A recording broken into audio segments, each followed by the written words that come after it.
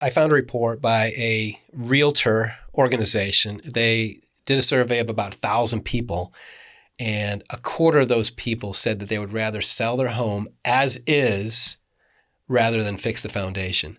And I've seen some foundation repair costs could be, up to 50K in some instances. Talk about that with respect to what you guys provide. Well, typically, to answer that, I would say that as soon as you see any kind of cracks in your home, doors, things like that, then get a hold of your builder if it's under warranty. If it's not, then get a hold of a foundation repair company.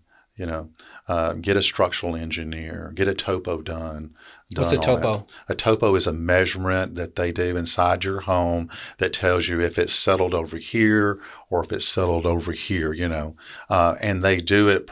They do it every room, so they'll take 5 or 6 calculations for every room that you have. Then they'll come up with a whole report, and they'll tell you the deflection of the slab, if it's settled over here, if it's pushed up over here.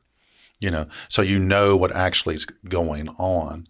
And then that structural engineer is going to make a recommendation, or your foundation repair company is going to make a recommendation. And a lot of times the key to it is, like I said, as soon as you see it, get that ball rolling before it becomes a $60,000 repair, because a lot of times we can come in and stop that soil from moving, especially because it's around the perimeter.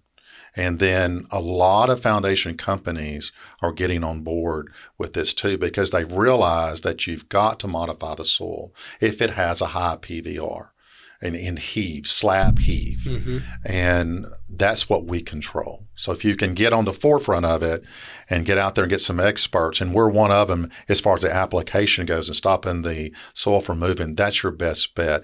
If you buy a used home and you have a lot of foundation issues, where you've got 2-inch cracks in your brick and things like that, then it's going to be a costly repair.